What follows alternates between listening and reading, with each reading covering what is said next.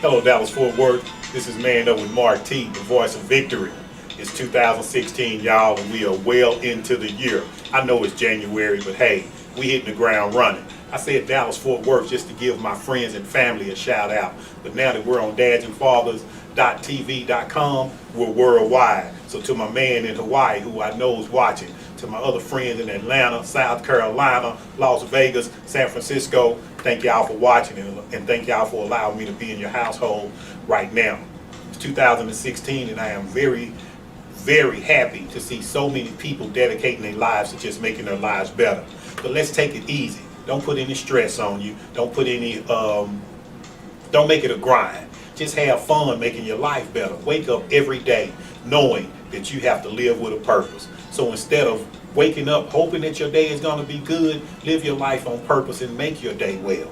You know, my show is to inform, inspire, and uplift, and that's what we're going to do today. I got an awesome guest, a young man that I've been knowing since he was about 14 years old. I'm very proud of this young man, and he's going to be in the studio with me today. His name is Josh Wise. So we're going to take a break, and we're going to come back. We're going to get into this show. So get your chips, get your drinks, relax, and come back, because we're coming back at you. It's Man Up with Mark T, the voice of victory, on Dads and Fathers TV. Have you ever had a question related to child support, divorce, CPS? Call the Attorney General or maybe an attorney and they just gave you a runaround? Where do you go to get help? Contact Dads Fathers of Texas. Yes, they are child support specialists. Dads Fathers of Texas can answer your question, help file paperwork, and help find a family law attorney. Dads Fathers of Texas, making child support simple. Welcome back to Man Up with Mark T, the voice of victory. I got my man Josh Wise in the studio. Josh, what's up, big fella? How's it going, big man? You alright? I'm good, brother. I'm good. Have a seat, man. Have a seat. You know, say hello to the world, Josh. Hey, how's it going, world? Thanks for having me. Man, I've been knowing this young man since he was about 14 years old, and I'm very proud of the man he's become. I've watched him go from high school to college to adulthood, and I can't say enough about how I see him accepting the challenge and how he gets up every morning and he goes to work. You know, Josh, my purpose of having people onto the show is I want to man up with people. I want to join people so that we're able to inspire, inform, and uplift with your story, with your life story.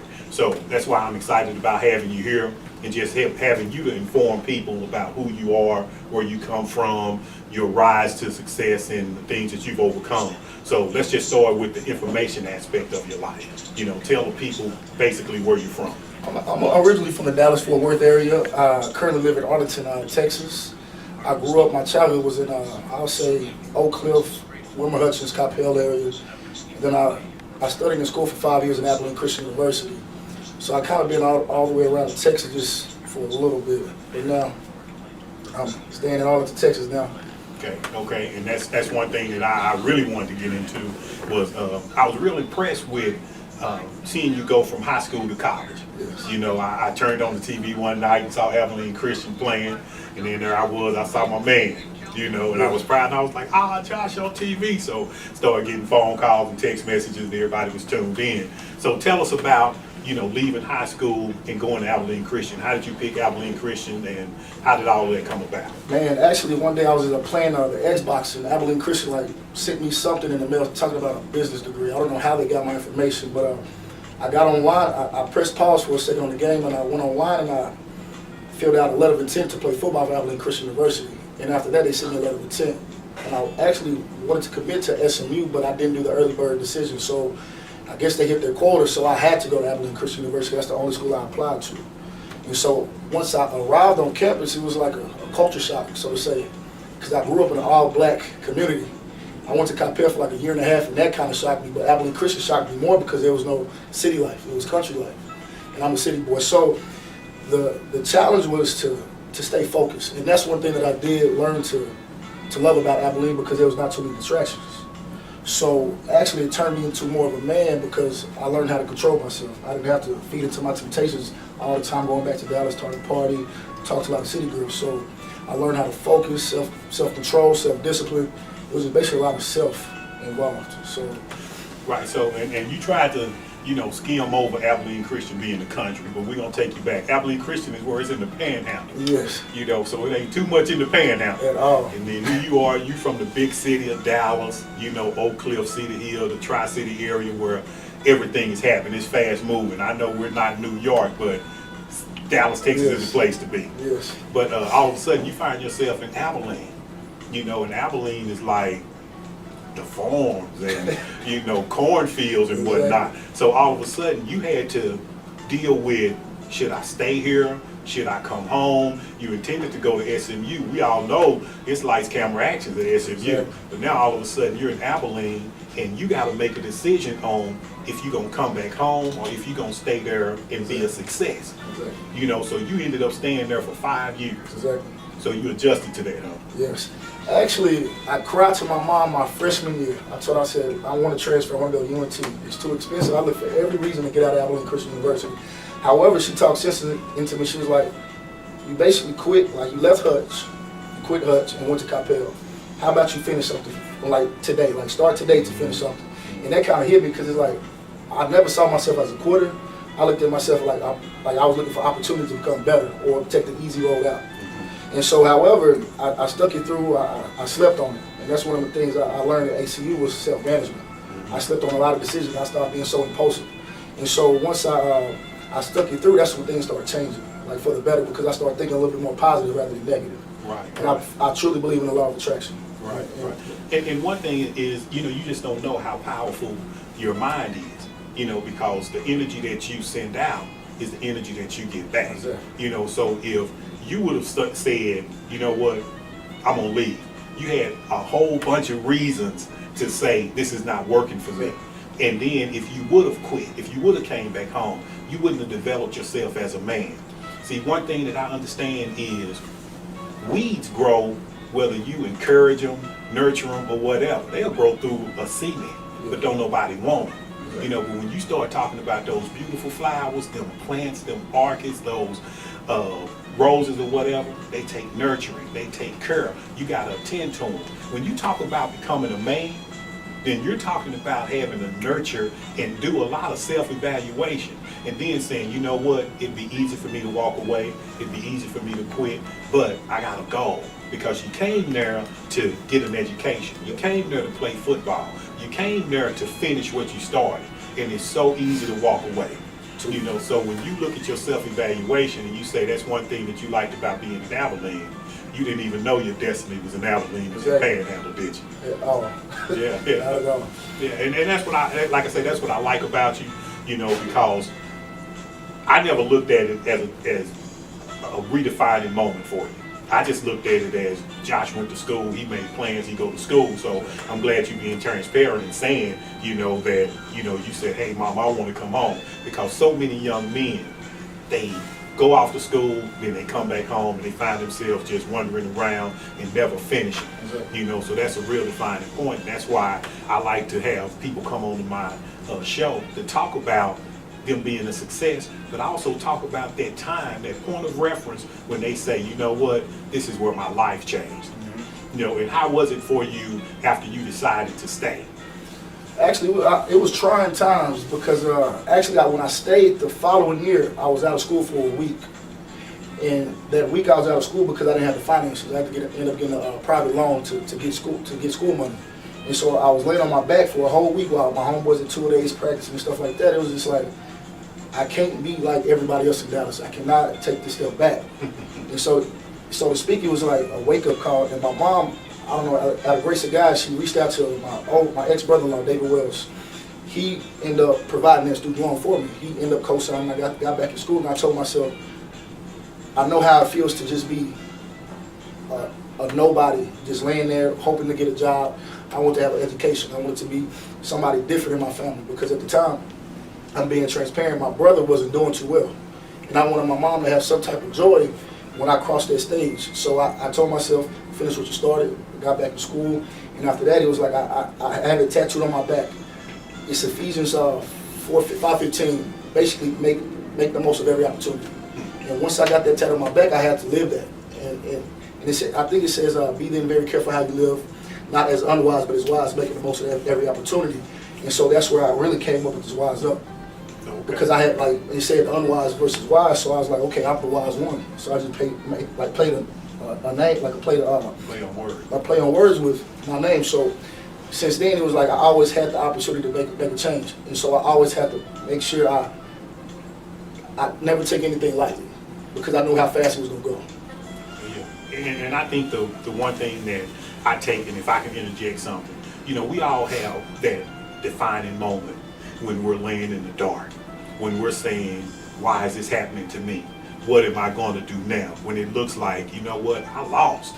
But now all of a sudden, that's the time when we either stay in the dark, we either say, you know what, feel sorry for ourselves.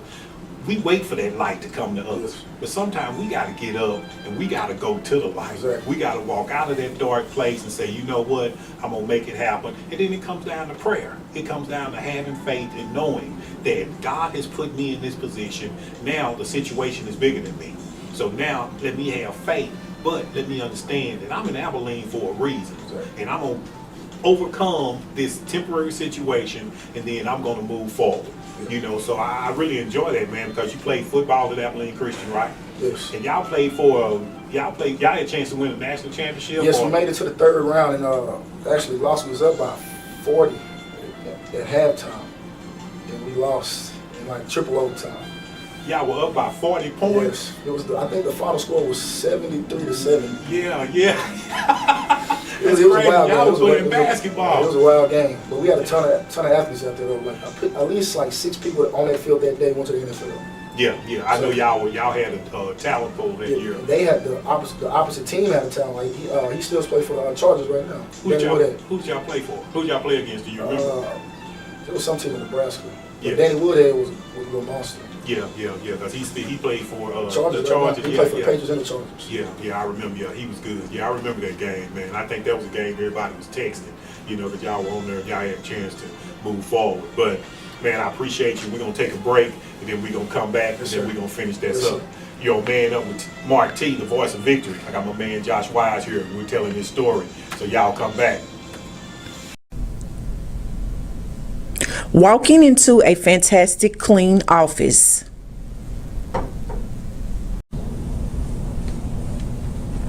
Or coming home to a fantastic clean home.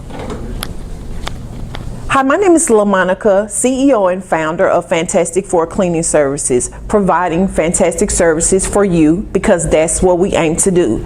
Give me a call at the office at 469-730-3054. Welcome back. It's your man Mark T on Man Up with Mark T, the voice of victory. We on dadsandfathers.tv.com. I gotta make sure I get that right so y'all can tune in. Check my man Josh Wise out. Y'all see you got the shirt on, Josh Wise up. He just informed us on how he came up with that on his play on words. But one thing that I remember, you were mentioning David Wells. And you know, me and Dave like family, and we're all family because I often call you nephew. Yes. So, you know, one day we were over Dave's house for something, and you had just came home from school. And I think something happened where you was trying to get out the gate and you couldn't get out the gate or whatever. And I said, man, you gotta be smarter than the fence. And then you came over to me and you said that I got that degree.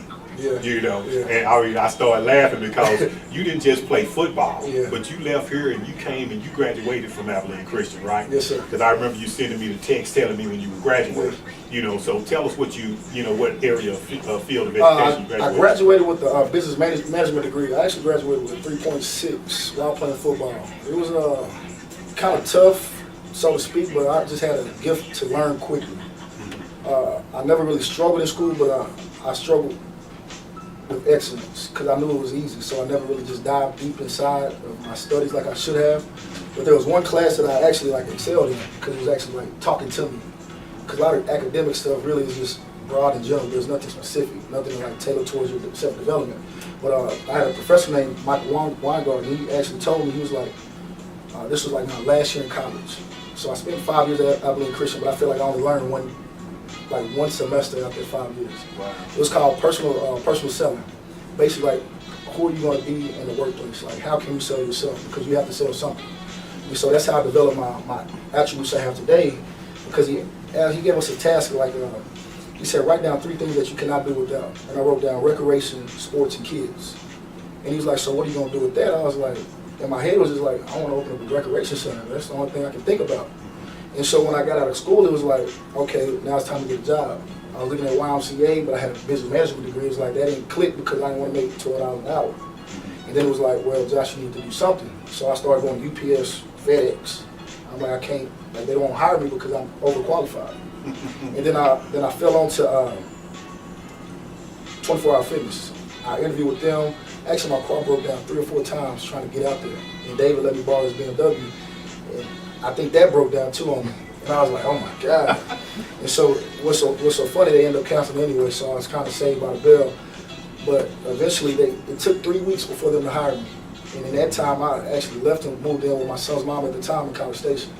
And I was depressed for like at least 6 to 8 months because with the degree, I could not find a job. And so I spent a lot of time just reading and developing my own self, because now I was learning academic studies, but that really wasn't helping me. So I learned how to sell myself in the interview. And so with that time, I spent a lot of time reading, and I became an avid reader, reading historical books, self-help books, any type of book I can get a grasp on that can teach me, like, okay, I can basically predict the future, so to speak. So I just be prepared in any situation. And so with the degree, I learned education, but out of school, that's when I really started developing my real studies, and that's me. Right.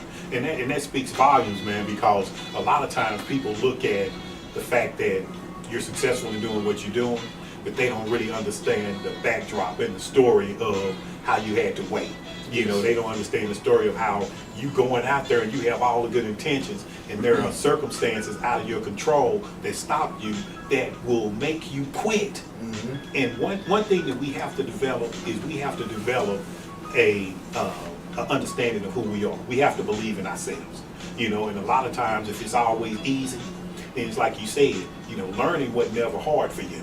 So you never had that, man, I got to do this, or you never had that thirst, so to speak, until you got something that grabbed hold to you and then you were interested in it. Yeah. A lot of times, man, life has to create an atmosphere to shake things up. Yes. You know, so all of a sudden you can say, hey man, this is not working for me. You know, but just keep taking those steps. That's what makes a difference in if you succeed or if you fail. Because if you never try, you know, failure's gonna happen. People always say failure is not an option, but failure is an option if you don't try. Exactly. Failure is not an option unless you stop trying. You know, so when you kept going out, you kept searching, and you became a reader. See, one thing that I understand is that leaders are readers. You know, you can't lead people or give people in the direction you want them to go if you don't have information. Yep. And one thing about success, there are clues to success. See, whatever it is that you wanted to be, like you went out to 24 Hour Fitness, and I guess my question is, why did you go to 24 Hour Fitness? What was happening with 24 Hour Fitness? Actually, it was growing. I feel like 24 Hour Fitness was like the Walmart of fitness, so to speak. So in my head, it's like, okay, that's the best opportunity for me to get a platform, because like I passed up Cedar Hill 24 Hour Fitness, I passed up Mansfield 24 Hour Fitness. At that time, I was living in DeSoto, and I was like, well, I could eventually make a career out of this if I just get a frontline job. If I just get in the door, I know I'll blossom. Like, I just know me. And so when I got the job, it was like, okay, they get the most traffic. They send at least 40,000 people a month. Maybe they have 24,000 members, but these people keep coming in the door. So I'm like, this is where I need to go. Because based off exposure, I know that's how people become who they are.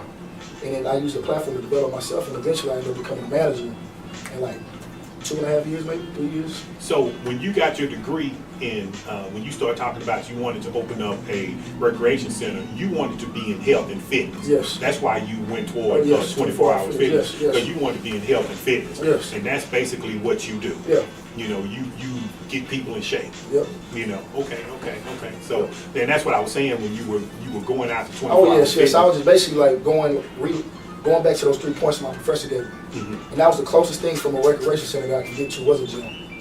Because I worked in the kids club, I worked at the front desk, I trained, and I became a manager. So I had every role in that gym that I possibly could have, because I knew what my passion was. And with the passion, I knew I had a purpose. And if you have those two in a line, like, work is easy. Work is not work. So when you started out, what did you start off doing? I was a front desk representative. I was working 35, 40-hour weeks. answering the phone, checking guests in. I was trying to just do what I had to do to get where I was trying to get, because I told the club manager in the interview, I was like, he was like, well, how far are you trying to take this? I said, I want your job. Like, I was in a suit and tie. Like, they was amazed at how I presented myself, because I just know where I'm from, where I come from. I'm like, just because I get paid $7.25, that doesn't mean I'm not gonna dress like I get paid $7.25. That don't mean I'm gonna hold myself to that accountability at $7.25. Because you knew who you were. I knew who I was. You know what you were going to become. Yes, sir. Yes, sir. Yeah. They told me to dress. What is that quote? They told me. My mom always told me to dress for the job I want, not the job that I'm applying for. And so to speak, I came in like Mark T. That's what I'm talking about, brother. Come in like Mark T. But it's always the path. It's always the path, but it starts with, like you said, when you were in Abilene, you had to have that introspection of who is Josh Wise. Then when you achieve, okay, I got my degree.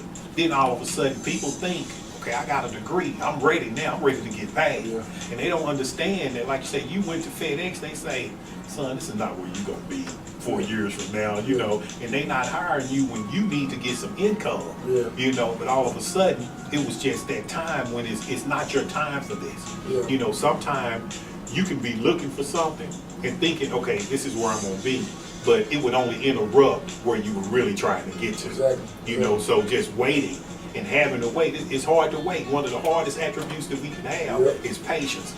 You know, because we want to say, you know, hey, but it developed a passion for you. Like say, for you to be at that front desk, you know, welcoming people, you could have been looking around saying, man, this is not me. At all. You know, you could have been frustrated and not living in the blessing. You being able to say, you know, look, this is where I have to be for, you know, 3 months, 2 weeks or whatever, I'm not staying here. You know, you could have came in that job interview in more months and they look at you and say, man, you're not the guy that we want. But you came suited up, you know, you gave an interview in which you told them what your goal was. Not just, man, I just need a job, but saying, man, this is a passion that I have. And then when you got the job, you showed them the passion, so you were a man of your word. Exactly. You know, and I applaud that, man, because so many people say one thing and they do another. Exactly. So many people act differently when they want the job than when they get it. Exactly. You know, they get the job and they mad. Exactly. Answer the phone, Josh. Man, I'm tired of answering the phone. You know, but that's what we hired you to do. Exactly. You know, how can I trust you with the bigger things if you won't do the small things? You know, so I mean, especially, man, you being as young as you are and taking on the responsibility of saying, this is not where I'm gonna be, being futuristic in your thinking. You know, because so many people think so small. You know, and if we think small, then what we get small. But if we think big and we say, you know what, I want a bigger opportunity. You know, because people always say education is the key, you know, but the door of opportunity is always bigger than the key. You know, so when you say you want to walk through that door, it's a little bitty key that opens that big door to opportunity. But if you only look at the key and say, man, what can this key open? You know, then your small-minded thinking will only yield small-minded results. You know, so I'm just trying to be wise as I get a t-shirt. You know? I didn't have an extra large, so. All right, I'm gonna get you. I'm gonna order them. I see them online. I was gonna bring you an extra large. I ain't have one though. I only had a large. Oh well, this ain't the last time you're gonna be on the show. Hey, I'm gonna come back. I'm gonna come out to you. You know, because also with your job at 24-Hour Fitness, you have workout programs and stuff that you Yes, do. I was doing. I was actually certified Nike trainer. So what I did was basically like these boot camps for 24-Hour Fitness, and I was getting like my first year doing it was 2012, and eventually that's how I ended up becoming who I am now, because I was basically serving the masses. I started with like maybe 20 people in the class, and then it turned into like 150 people in the class, and then with that being said, I ended up making 30% of those people my client. So they love it when people sell. And so they started loving me, and then that actually led the way for me to go to Denver, Colorado, to Olympic Training Facility. I ended up doing some workout videos for them. They flew me out there, and I was in an Olympic Training Facility doing demos. And that was like, and what's so funny, the director at that time, she picked me up from the airport. She was like, Josh, how old are you? I was like, I'm 24, 25. She was like, wow, what possibly do you see yourself doing? And in my head, right then and there, I'm like, if she know I'm too good for this position, why would I settle for this position? Right.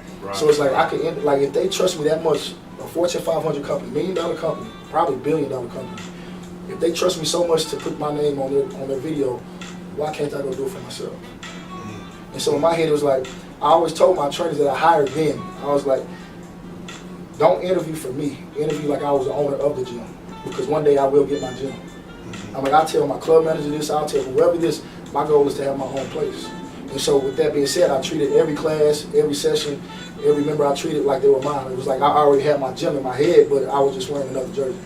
Right. So that's how I ended up becoming who I was, because like the boot camps, again, that's easy because I've been an athlete my whole life. I just made it fun for my members.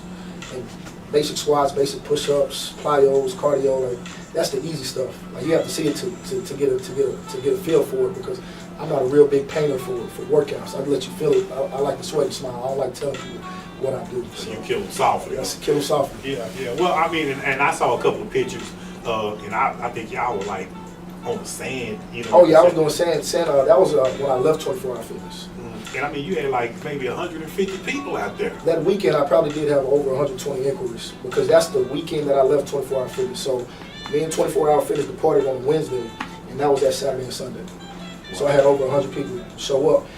And right now, I'm working on signing a lease for my studio. And so right now, we're just waiting for the recognition of the LLC, and we did it 2 weeks ago before Christmas. And I guess that's what's holding us up, because once we get the LLC in the bank account, it's on the property. Yeah. So that's what I'm really waiting on.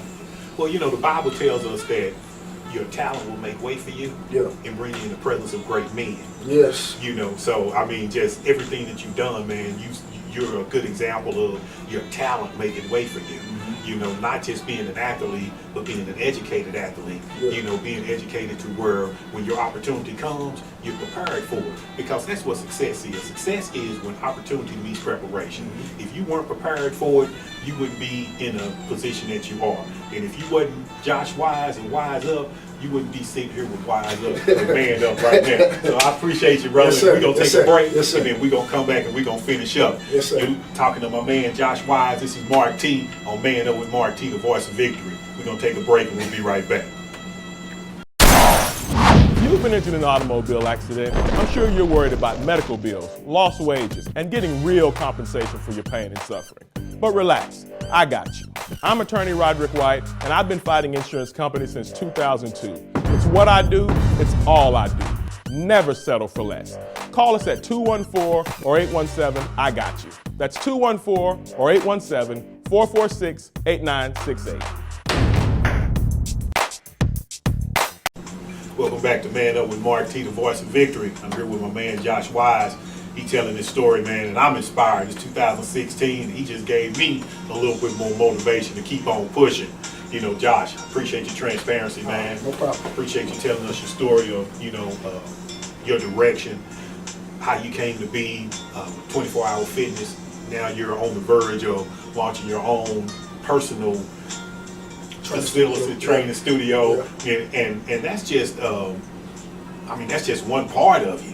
You know, I mean, you're a father. Yep. You know, tell me about your family. I have a 5-year-old son. Actually, he just turned 5. What's today? Friday. He just turned 5 on Wednesday. Okay. And that little boy actually inspired me to become a better man. Like, I probably get emotional because when he was like 9 months old, he got diagnosed with a tumor on his optic nerve. So at the time, it was like, in my head, it's like I blocked it out. Like, I'm not gonna speak bad about it. I'm not gonna.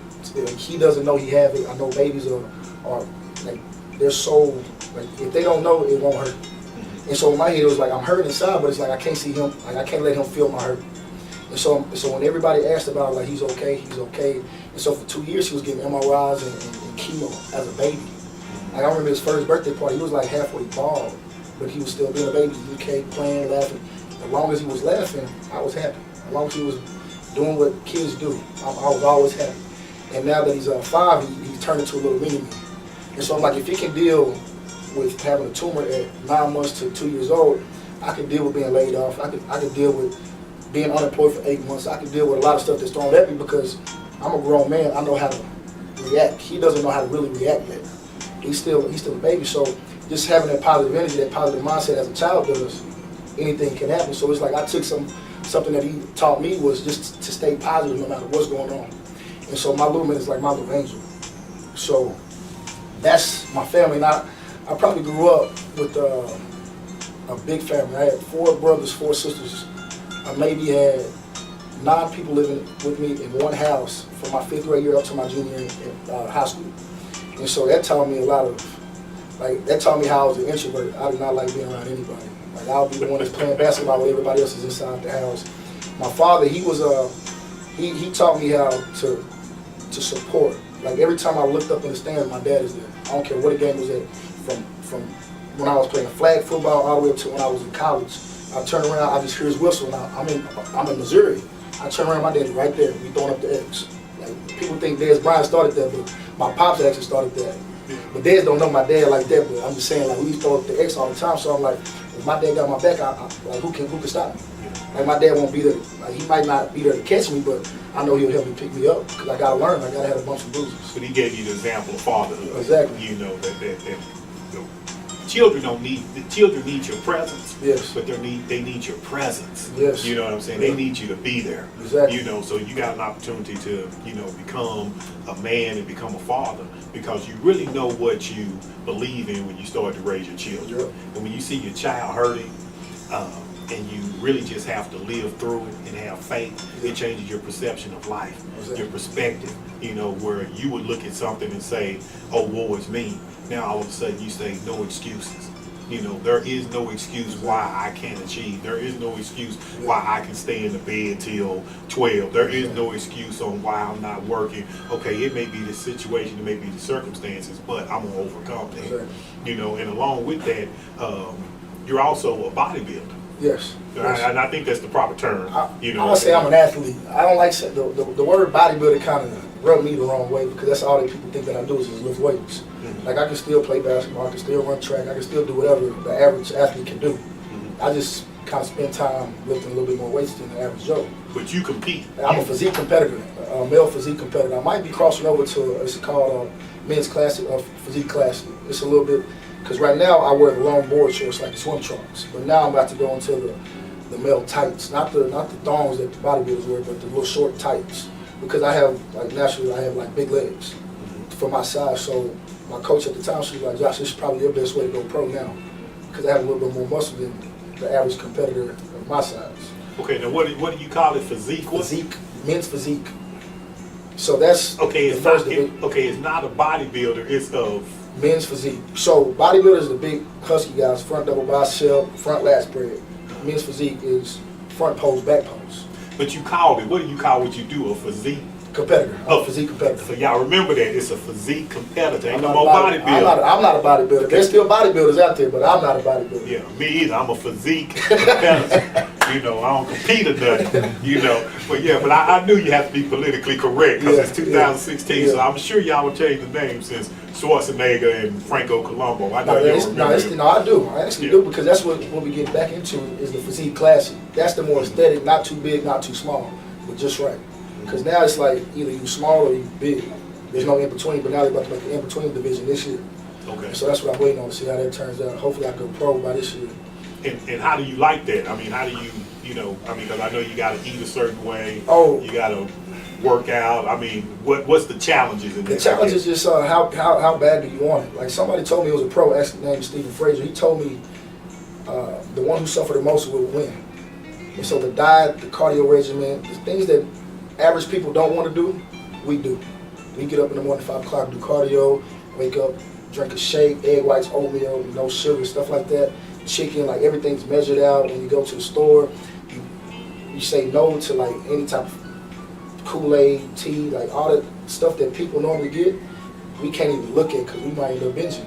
However, it taught me a little bit of it's I would say a fast, because you're not eating sugary, refined food, processed food. You're just eating whole foods: chicken, broccoli, asparagus, fish, ground turkey. You're eating the same thing over and over again, but in your head it's like, I'm doing this for a reason, because I can't play football anymore. I can't lace up the cleats and go out there and hit somebody. It's like, now this is my area of where I can shine, so to speak. And so now it's like, okay, you look good 6 months ago, now try to look better than that. And over time, it's just like you just get obsessed, and then over time, it's like you just fall in love with the sport because you always compete against yourself. It's like, how bad do I really want it? Right. And you just have to be the best version of you. Exactly. You can't that really can compete. Yeah, possibly you can't be. compete Yeah. against anybody else because they don't have your body. Like everybody has abs, but it's just like, are you going to cheat on your diet? Like that's what it comes down to. Me personally, I never really dialed in on my diet 100%. Like again, I'm talented, I'm blessed, I'm athletic, so I'll probably go 70-80% on my diet. But my workouts will be 1,000%.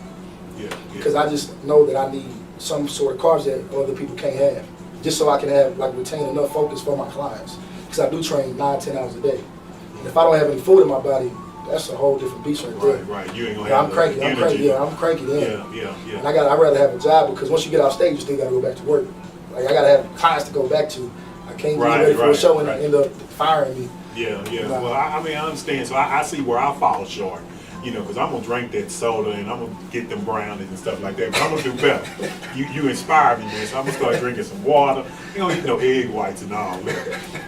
But I just look at, I see your periscopes and your tweets when you up, man, and it's dark. Yeah. And it's cold and you got your hoodie on and I'm on my way to the gym. I just got through and I'm like, man, my man is dedicated to this. Oh yeah. Gotta be committed. So everybody they don't come in a bottle.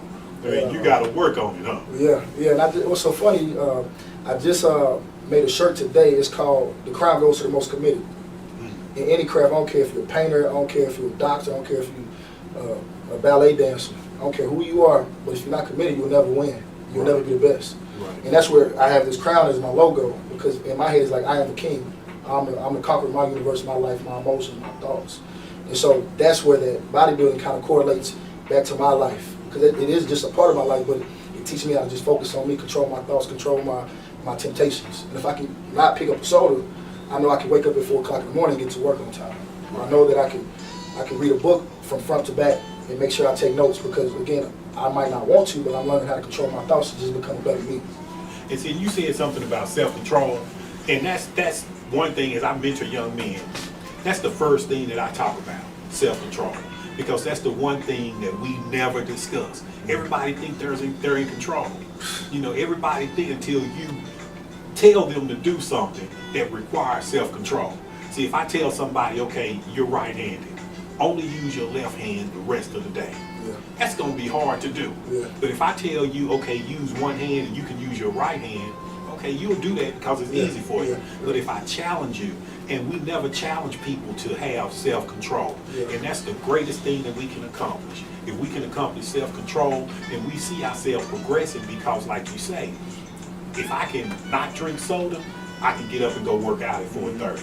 If I can eat chicken and measure my food, then I can be where I need to be at on time where I'm supposed to be. You can start living your life purposely. And then all of a sudden your life will have purpose. I think it's incredible, man, that you have the number of clients that you do because it really shows your purpose. And you never really get a chance to live your life purposely until you help somebody else or until you affect somebody else's life. I mean, if you're going to work and you seeing somebody get better, then all of a sudden you don't have to pay me for that. Exactly. You gotta pay me, Oh, yeah. but I like to see the results of it. Yes, I tell my client, I tell a lot of trainers, I'm like, if my clients are not getting results, I will fire a client before they will fire me. Because in my head, it's like, these are my babies. Like, you will never let your baby come out the house and mix match clothes. Right. And if you're saying that I'm your trainer, you gotta treat me like I'm your daddy, basically, because you represent me when you're out on the streets. So if you're out partying all the time, drinking all the time, like you don't have any goals in life, to me that's a slap in my face because I'm up at 5 o'clock in the morning trying to make you better. There's 1,000 people in the world that needs a trainer, but there's only one me. And I feel like my calling is I care the most. So anybody can be talented, anybody can know more than me, but they will not care more than me. And that's a major difference because a lot of mishaps come when people don't care.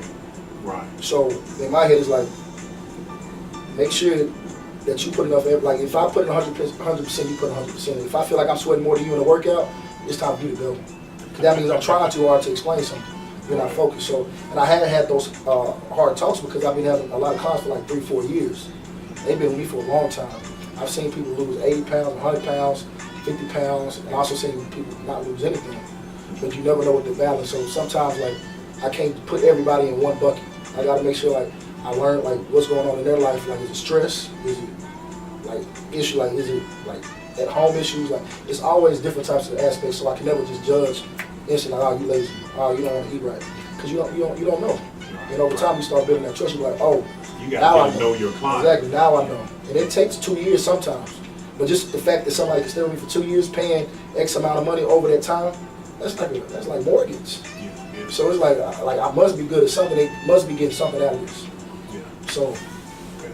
All right, that's my man Josh Wise. You heard it here, Man Up with Mark T, the voice of victory. We're going to come back and we're going to finish this thing up. We'll be back in a minute. We're taking a break. Family violence. How can we stop family violence? First, we must stop court-ordered visitation violation. Yes, each day hundreds, if not thousands of children are taken. Some are not seen for months, even years. And sadly, the kidnapper is the mother. Yes, mothers are moving out of town, out of cities, out of state, leaving fathers lost, confused. Most become excessively stressed, but all are looking for solutions and answers. Some, however, are labeled as deadbeat because they stop paying child support. Sadly, some do snap. How can they find solutions, answers? Visit IGotMyRights.com to start your peace and serenity, to reconnect with your child, to become a father in their lives. Yes, victory over visitation can help find options and solutions, stop family violence, and give you an opportunity to be a father. IGotMyRights.com is a great place to start to gain victory over visitation. Your secret to ending family violence. Welcome back, man. It's been a great show. My man Josh Wise has been here telling us his story. I'm inspired, I'm informed, and I'm uplifted. And I just want to say thank you, Josh, for taking out your busy day to come and sit in with the studio, man. You know that I'm doing it. You know that it's new for us being on dadsandfathers.tv.com.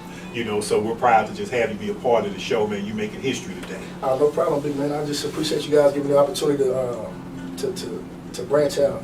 Okay. Well, tell people how they can get in touch with you, how they can follow you, how they can keep up with you if they need to. You can follow me on Instagram at _JoshWise and also Twitter _JoshWise. Facebook, my name is Josh Wise. You'll see somebody with a shirt on flexing or something like that. That'll be me. And as far as my boot camps, classes, and our training, you can go to Wise World of Fitness on Facebook, as well as to purchase a shirt, wiseup-apparel.com. You might have to rewind that to get all that information, but it's out there now. I need you guys to go get a shirt for me, please. And more importantly, rewind that and check out the show. Yes. Man, it's been a blast. I'm thankful. I'm really proud of this young man. Like I say, I've seen him grow up and become a man, and I'm proud of the type of guy that he is, and that's why I do the show, so that I can bring people onto the show that can man up with me, so we can affect people's lives, we can affect the community, and we can change the world. Nothing is too hard for you. Never make any excuses. The only thing you have to do is wake up every morning grateful for the opportunity to have your 24 hours. Oprah got 24 hours. Buffett got 24 hours. I have 24 hours. Josh Wise have 24 hours. You have 24 hours. Just be the best version within those 24 hours that you can be. Do something to affect your life, to affect other people's lives, and affect your family's lives. And just trust God with it, and always remember, nothing is too hard and nothing is impossible. We'll see y'all next time. Follow us on dadsandfathers.tv. This is Man Up with Mark T, the voice of victory. We'll see y'all next week. Peace and a long life.